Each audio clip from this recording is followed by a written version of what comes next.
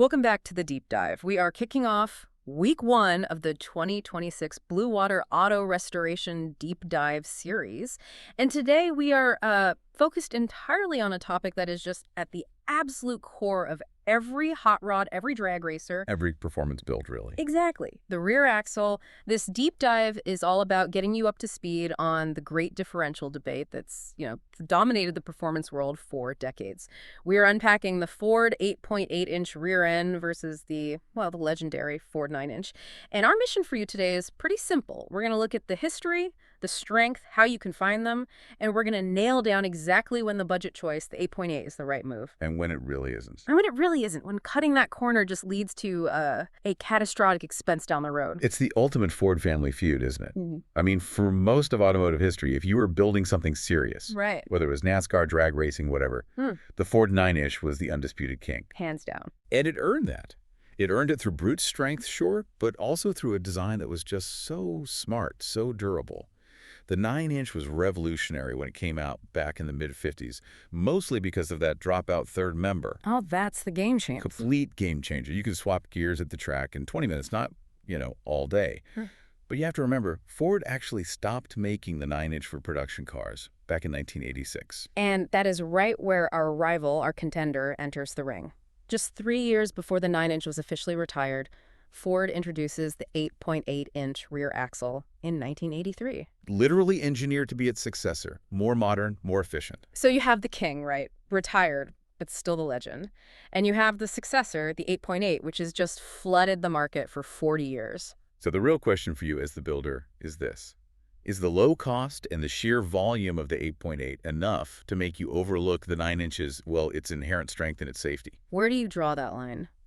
Let's jump into the numbers. Okay, let's start with the single biggest reason the 8.8 is even in this conversation. Availability. Availability. I mean, we are talking about a differential that Ford has been making for 42 years now. Since 1983. Millions and millions of these things. If you're looking for an axle, the 8.8 is it's just buried treasure in every single salvage yard in the country. And that volume, that's a strategic advantage you just can't overstate. Normally in performance parts, right, high demand means high prices. Of course. But because the supply is so massive, it was the axle in the F-150, the best-selling truck in America. For 30 years, the price just stays incredibly low. And just think about sourcing for a second. If you try to find an original Ford 9-inch housing today... Good luck. Yeah, good luck. It's a specialized hunt. You're looking through forums, talking to rare parts dealers, and even if you find one, it's a 40-year-old piece of rusty metal. That needs a ton of work. Cleaning, sandblasting, modifying. The cost just goes way, way up before you've even bought a single gear for it. Whereas with the 8.8, you can go pull a complete unit, often with the right gears and the limited slip already in it, for just a few $100. A whole rear end for the price of one part for the 9-inch? Exactly. That initial cost saving is what makes it the default choice for, I'd say, 90% of builders out there. And the sources really confirm how strategically cheap these are, especially if you're thinking about modernizing your suspension.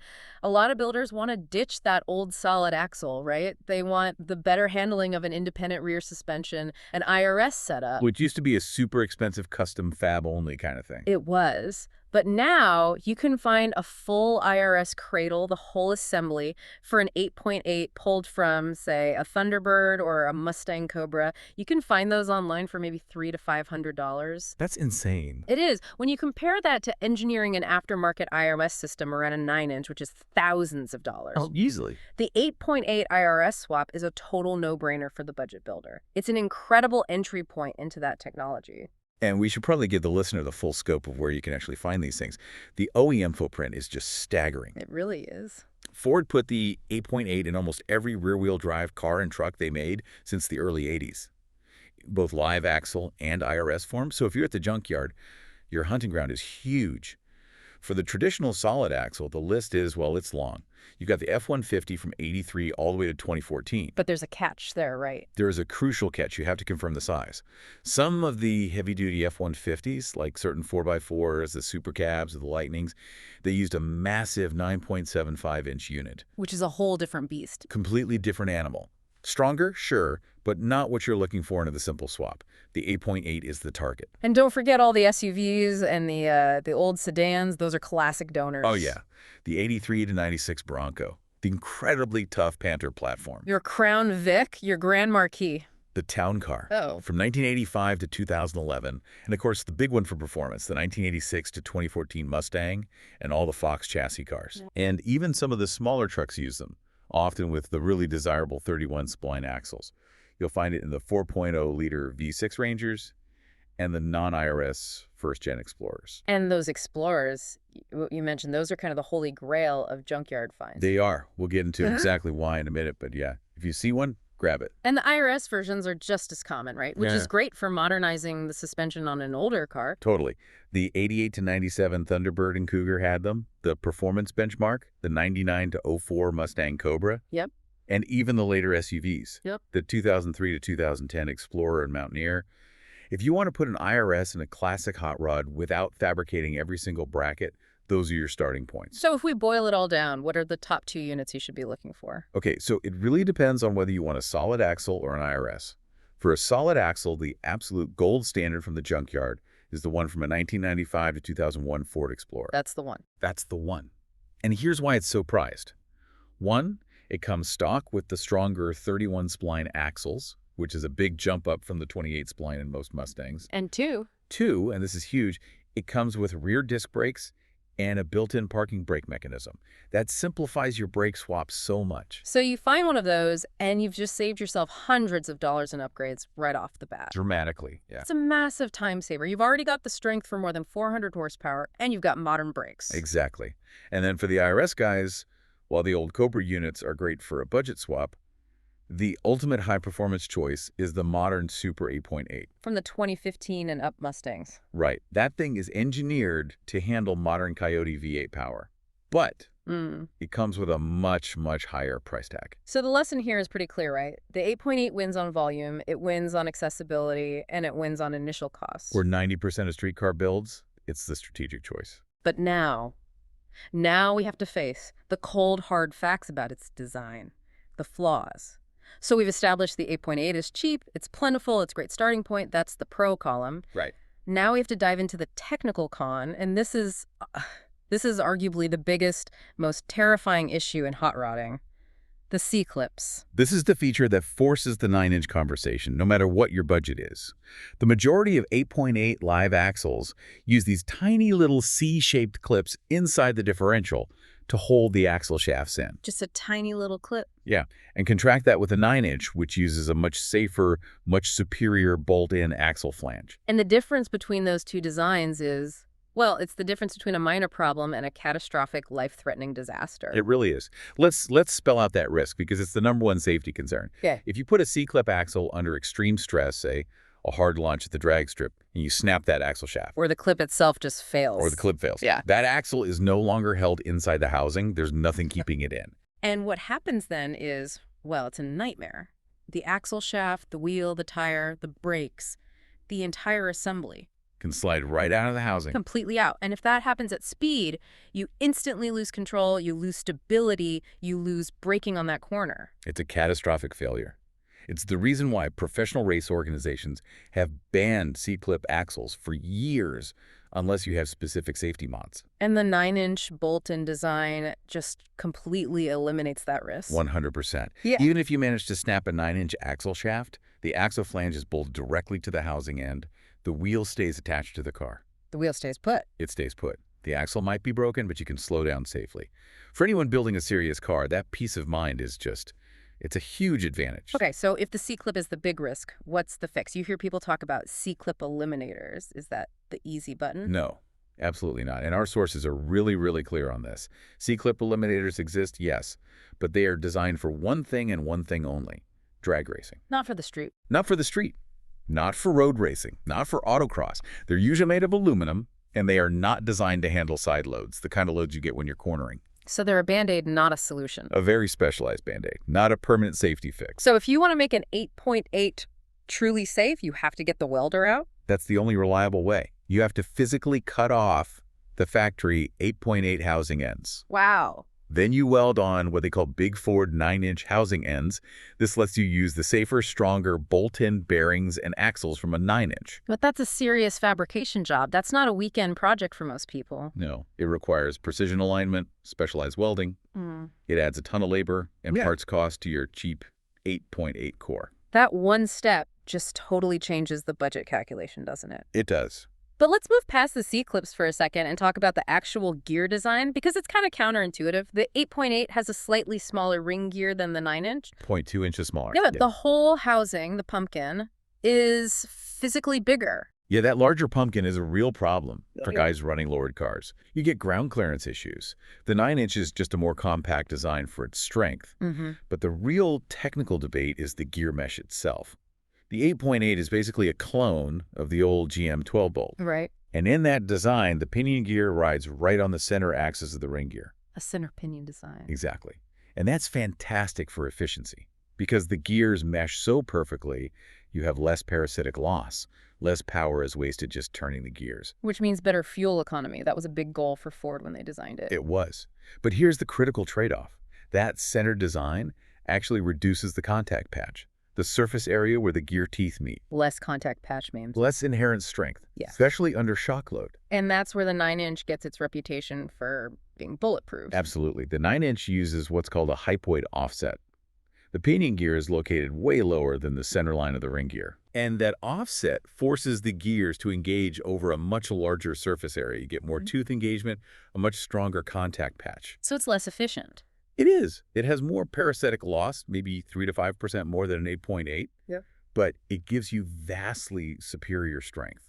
It's the definition of trading a little efficiency for a whole lot of brute force. So the 8.8 is structurally weaker by its very design. Yeah. So how much power can it actually handle before you start to worry? And that really comes down to the axle shafts, right? The spline count. That's exactly right. The stock 28 spline axles, which are the most common ones you'll find, they have a diameter of about 1.18 inches. Those are generally considered good for about 400 horsepower in a street car. Which, to be fair, is a lot of power for most builds. It's a very respectable amount of power. It's enough for most mild to mid-performance cars. But for the guys who want to push it, who want to get into serious territory, Then you have to find a stock 31 spline unit.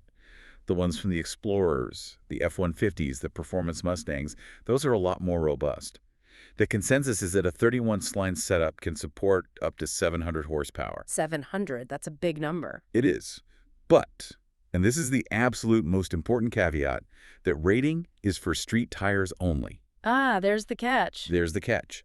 The second you put on a sticky tire, like a DOT drag radial or a slick, you introduce massive instant shock load into the entire assembly. You take away the wheel spin, which acts like a fuse. You take away the fuse, and suddenly that 700 horsepower rating doesn't mean much because the housing itself can become the failure point. The whole equation changes. That is such a critical distinction for anyone listening. Street car, 31 spline is great. Dedicated drag car on slicks. That 8.8 might not even live at 500 horsepower without a lot of help. And even if you upgrade the axles, you have to look at the housing itself. This is another one of those hidden fabrication costs. The axle tubes. The axle tubes. They are notoriously weak where they connect to the pumpkin. They're only held on by 2 little plug welds. Really? Just 2 welds? Just 2. And under high torque, those welds are known to break. And when they break, the whole axle tube can spin inside the housing. Which would just destroy your alignment and cause a huge failure? Instantly. It's incredibly dangerous. Mm. So for any high-performance 8.8 build, you have to fully weld the tubes to the housing. It's non-negotiable. And that's another specialized job, right? Welding steel tubes to a cast iron housing. Yep. You need a high nickel welding rod. You need to know what you're doing. It's another hidden cost on your budget axle. So to sum up the drawbacks, you've got a weaker gear design, a huge safety risk with the C-clips, and a structural weakness in the housing tubes. And every single one of those requires expensive, specialized work to fix for serious performance. And what about the last point, the pinion angle? All right, it's a minor point for most, but important. The 8.8 just isn't designed for high driveline angles. So if you're building, say, a rock crawler or an extreme off-roader with a lot of suspension travel, that could be a real limitation. The 9-inch just offers a lot more flexibility there. Okay, so the 8.8 has been in everything. So many different variations, gear sets, spline counts. Knowing what you're actually pulling out of a salvage yard is, well, it's critical. Let's talk about ID. Identification all starts with the axle tag. If you're lucky, it's a little metal plate bolted to the diff cover. On later models, it might be a sticker on the axle tube. And that tag is the Rosetta Stone. It's your window into what's inside, yeah. It's got 2 lines of information. The top line is just manufacturing data, date code, stuff like that. The bottom line is what you care about. It's got the gear ratio. It'll say 8.8 to confirm the ring gear size, and a plant code. But the single most important character on that whole tag is the letter L. Without a doubt. The L is what separates automotive gold from just, a pile of metal. If you see a code like 3L73, that means you have a 3.73 gear ratio with a limited slip differential. A traction lock. Ford's traction lock. And since you need an LSD for any performance car, finding one stock saves you hundreds of dollars. And if the L is missing... If it just says 3.73, it's an open differential. And you have to immediately factor in the cost of buying and installing an aftermarket limited slip unit. What if the tag is gone, which happens all the time in junkyards? Then the only way to know for sure is to pop the rear cover off. If it's a limited slip, you'll see a very distinctive S-shaped spring clip right in the middle of the differential case. No spring, no grip. No spring, no grip. It's an open diff. And what about the gear ratios? You mentioned it's like playing the lottery. It really is. Because the 8.8 was in everything from V6 Mustangs to big F-150s. The ratios are all over the map. Yeah. If you find an LSD unit, the common ratios are pretty good. 2.73, 3.08, up to a decent 3.27 or a very desirable 3.55. All great for a street car. Yeah. But if it's an open diff, the range is huge. You could find a terrible cruising gear like a 2.26. Useless for performance. Totally useless. Or you could find a great 3.73 or even a 4.0. It's a total gamble if you can't see the tag. You might score big, or you might have to spend $600 on a new ring and pinion right away. And beyond the gears, the physical housings are different too. This is where swaps get complicated. The first thing to check is the suspension mounting. Car 8.8s from Mustangs, they use coil spring mounts. Truck 8.8s use leaf springs. So if you're putting a Mustang axle in a leaf spring car... You're cutting and welding. You have to cut off the old mounts and weld on new leaf spring purchase. More labor, more cost. And the axle configuration itself changes. The width, the pinion location. Yep. Most of them, like the Explorer units, have an offset pinion, which means you have unequal length axle shafts. The Mustang versions, however, are unique because they have a centered pinion. Which means equal length axles. Which is really helpful if you're swapping it into something that needs that symmetry. Let's talk about one of the biggest headaches for builders. Lug patterns. Nothing worse than getting it all installed and your wheels don't fit. Oh, you have to be so careful here. Early Fox body 8.8s had a 4-bolt pattern. Right. Most of the cars and SUVs and the 94 and up Mustangs switched to the very common 5-on 4.5-inch pattern. That's usually what you want. But the trucks are different. The trucks are different. The F-150 and Bronco used a larger 5-on 5.5-inch pattern, and then after 2004, the F-Series went to a 6-bolt pattern.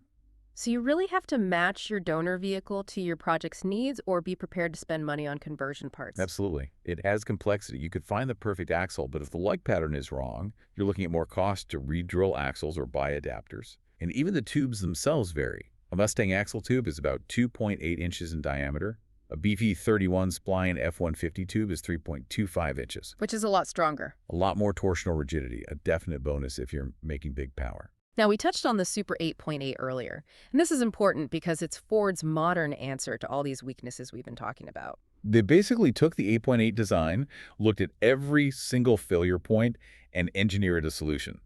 The Super 8.8 from 2015 and up is a whole different generation of this axle. So what are the key upgrades? Okay, first the cover. A standard 8.8 has a flimsy 10-bolt rear cover. The Super 8.8 has a much stiffer, stronger 12-bolt cover. And that helps prevent the case from flexing. Exactly. It minimizes bearing cap deflection under high torque, which keeps your gear mesh perfect and prevents failures. What about inside? Bigger bearings all around. They also made the pinion gear itself longer and with a larger diameter. This makes the whole pinion assembly much more rigid and directly addresses that core weakness of the old design. And the most important part for the power guys? The axle shafts. They skipped right past 31 spline and went straight to a BV34 spline axle. 34. A 34 spline axle is a massive upgrade in strength. This pushes the Super 8.8's power capacity well into the 4-digit horsepower range. So it's a legitimate competitor to an aftermarket 9-inch. It really is. It's Ford basically saying, okay, We know the original had flaws, but here's what the design can be when it's fully engineered. But it's still expensive, right? You're not getting one of these for $300 at the junkyard. No, not at all. You're sourcing these from performance salvage yards, and they often cost as much as a basic aftermarket 9-inch kit. But it proved the architecture can be made incredibly strong. Okay, so this brings us to the final decision, the big question for you, the listener. We know the 8.8 is cheap and available, but flawed. The 9-inch is strong and safe, but expensive. When does the 8.8 actually make sense? The 8.8 is the clear, decisive winner for any mild to mid-level street build. If your goal is just to upgrade a weak factory axle in a classic car, or you're building something with around 400 horsepower, It's the best deal around. it's the best deal around, hands down. Even if you step up to a 31 spline unit, you can reliably run up to 700 horsepower on street tires. For the average enthusiast, that is incredible value.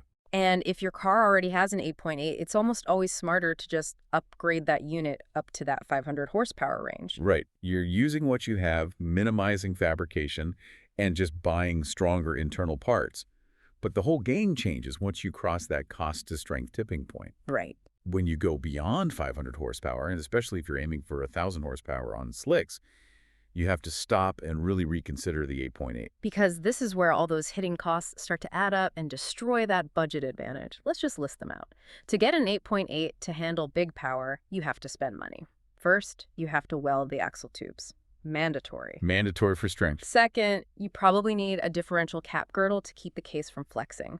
Third, a high-end aftermarket limited slip because the stock one won't hold. And fourth, the big one, welding on those 9-inch housing ends to safely get rid of the C-clips. And when you add up the cost of that junkyard core, plus all that fabrication, plus all those high-end parts, Your total cost is often the same as, or sometimes even more than, just buying a brand new aftermarket 9-inch housing kit. and that aftermarket 9-inch is engineered from the start for that power level. Exactly. You can get a high-quality fabricated 9-inch housing with axles and a third member for around $2,000. It's designed to be a direct bolt-in swap. It eliminates all those fabrication headaches. And that brings us to the two killer features of the 9-inch that the 8.8 just can't touch. The third member design? It's pure genius for a racer. The entire gear assembly bolts into the front of the housing as one unit. So you don't have to pull the axles to change gears. No. You can have 2 or 3 of these third members built with different gear ratios. Going from the drag strip to the highway, it's less than an hour to swap them out. And with an 8.8, changing gears is. It's a messy all-day job. You have to pull the cover, drain the fluid, pull the axles. It's completely impractical to do at the track. Right. And that ease of service applies to parts too. The 9-inch aftermarket is huge, and it's been around for 50 years. You can find parts for it that are bigger, stronger, and often cheaper than comparable 8.8 performance parts. The scalability is just unmatched. It is.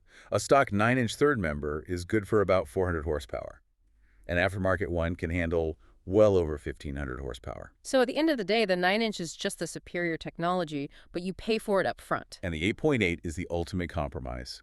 Massive savings for the mid-level builder, but you have to be willing to live with or pay to fix its flaws. Okay, let's bring this deep dive in for a landing. The final decision really rests on your long-term goals and your tolerance for risk. The takeaway is clear. Choose the 8.8 for budget excellence. For street performance up to that 700 horsepower range on street tires with a 31 spline unit, it's a fantastic upgrade. But choose the 9-inch one's strength. The absolute safety of bolt-in axles and the ease of gear changes become your main concerns. Once you cross that 500 horsepower line and you have to start bulletproofing things, the 9-inch just becomes the smarter and often cheaper option in the long run. You really need to think about where your project is going to be in 5 years. Don't pay to upgrade twice just to save a few $100 today. That is great advice. And that brings up one final provocative thought. We mentioned the IRS 8.8, right? Yeah. And while the IRS version solves the C-clip safety issue because those axles are bolt-in, it introduces a whole new layer of complexity. The fabrication to get it in the car. Exactly. Swapping an entire IRS cradle into a classic car that never had one, like that 62 Mercury Comet example from our sources, is a massive fabrication job. So the ultimate debate isn't just axle strength, it's suspension strategy. Do you, the builder, want the simplicity and brute strength of a 9-inch live axle for straight-line speed? Or do you want the handling potential of an IRS 8.8 and you're willing to accept the high fabrication cost that comes with it? It's strength versus handling. And that, my friend, is a deep dive for another time. Fascinating stuff. We really hope this deep dive helps you make the right call for your next build. Thank you for joining us. And a huge thank you to our sponsor. This information was presented by Bluewater Auto Restoration. Please remember to visit BWAR.CA to see the incredible work they do. Our deep dives are available wherever you listen: Spotify, Google Music, YouTube, Apple Podcasts, Amazon Music, or SoundCloud. We look forward to seeing you for the next deep dive.